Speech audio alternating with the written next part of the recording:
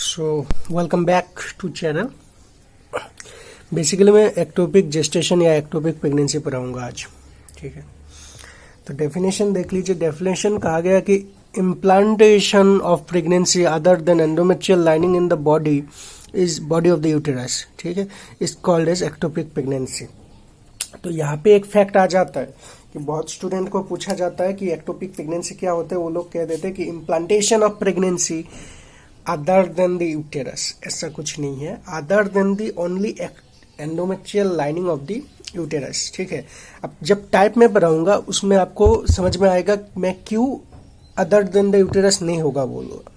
ठीक है, तो टाइप देख सकते हैं। बेसिकली दो टाइप का आता है, उसमें एक आ जाता है यूटेराइन और एक आ जाता है एक्स्ट्रा यूटेराइन। तो देखिए जिस जगह में यूटेराइन बोल के एक टाइप है तो कैसे हो सकता है कि other than the uterus, it's not possible, है ना।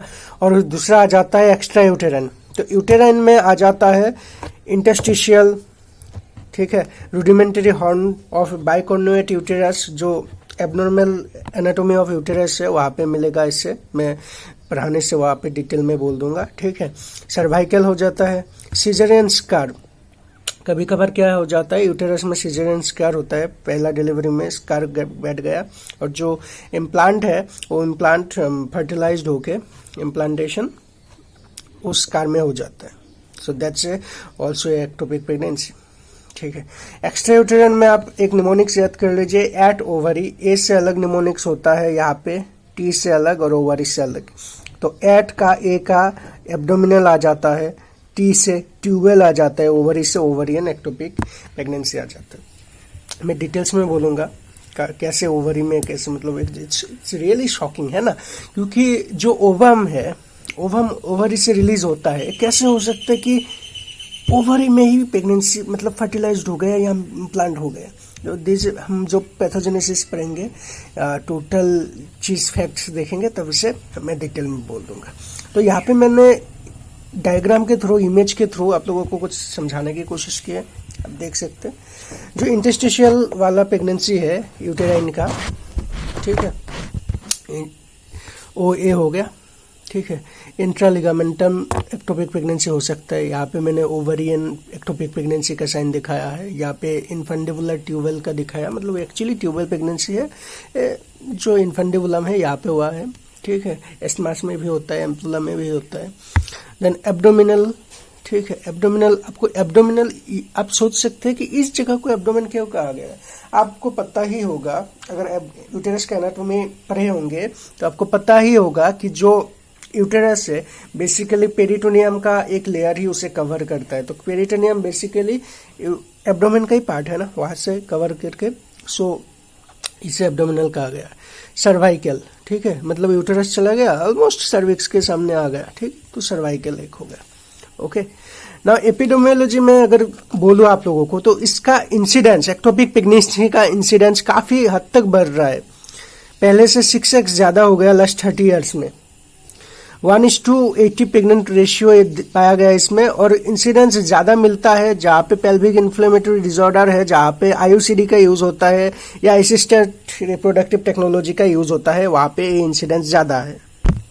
तो इंसिडेंस एंड मोर्टेलिटी में आप देख सकते हैं, मैंने जैसे कहा था कि पेल्विक इन्फ्लेमेटरी डिजीज में ज्यादा होता है, आईयूसीडी यूज करने वालों में ज्यादा होता है, ट्यूबल सर्जरीज में ये कॉमन है, असिस्टेड रिप्रोडक्टिव टेक्नोलॉजी में ये कॉमन है, जो जहाँ पे यूज होता है। और एक चीज पाया गया है रिसेंटली, 13 to 15%, मैंने 15 लिख दिया यहाँ पे, रिकरेंस रेट होता है। मतलब एक्टोपिक प्रेगनेंसी क्योर कर दिया गया, उसके बाद दूसरा प्रेगनेंसी भी, दूसरा तीसरा जो भी हो, इंडिया में तो कम नहीं होता है ना, तो रिकरेंस रेट मिलता है। ऑलमोस्ट 15% महिलाओं में ये रिकरेंस रेट मिलता है। इटियोलॉजी आप देख सकते हैं, इटियोलॉजी कहा गया, एक बेसिक आइडिया समझ लीजिए। अगर किसी को एक्टोपिक प्रेगनेंसी हो रहा है, ठीक है, मैंने सपोज यहाँ पे एक यूटेरस ड्रॉ किया, अब यहाँ से इस ओवरी से ओवम निकलेगा थ्रू इस फेलोपियन ट्यूब, यहाँ पे आके बेसिकली इम्प्लांट होता है बॉडी ऑफ द यूटेरस में।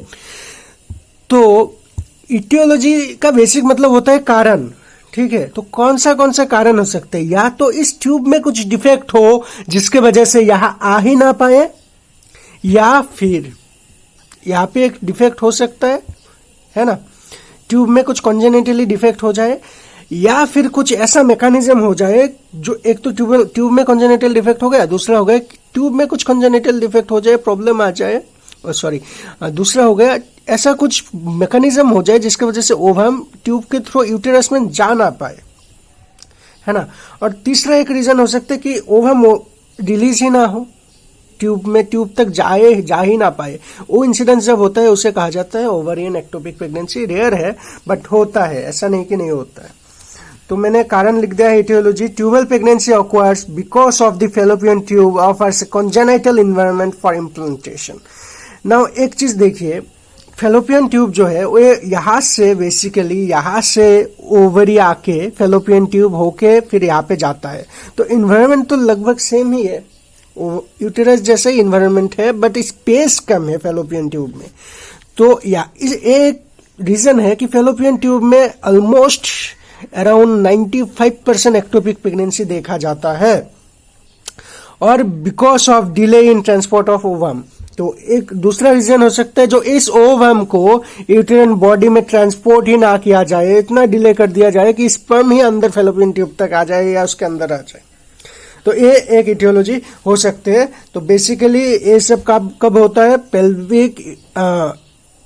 जब पेल्विक इन्फ्लेमेटरी डिजीज होता है। कॉन्ट्रासेप्टिव्स ये कैसे करते हैं, ये सब डिजीज एक्टोपिक प्रेगनेंसी कैसे करते हैं, मैं वो भी बताऊंगा इटियोपैथोजेनेसिस में। देखिए इटियोलॉजी गया बेसिकली कारण, इटियोपैथोजेनेसिस मतलब कौन सी कारण से क्या क्या पैथोलॉजी बेसिकली मैकेनिज्म वो सब आएगा, ठीक है। मैं वहां पे डिटेल में और भी बोलूंगा। कॉन्ट्रासेप्टिव का use basically intrauterine device, progesterone only pill, intrauterine device, progesterone only pill, tubal surgery, ठीक है, इंट्रापेल्विक एडहेशंस, ओके मैंने 2 बार लिख दिया, 1 बार ही होगा, ठीक है। इनफर्टिलिटी, प्रीवियस एक्टोपिक प्रेगनेंसी, जैसे कि थोड़ी देर पहले मैंने कहा था कि रिकरेंस रेट मिलता है 15% में, ठीक है। ट्रांसमाइग्रेशन का फिनोमिनन भी मैंने इटियोपैथोजेनेसिस में अच्छे से डिस्क्राइब करना है।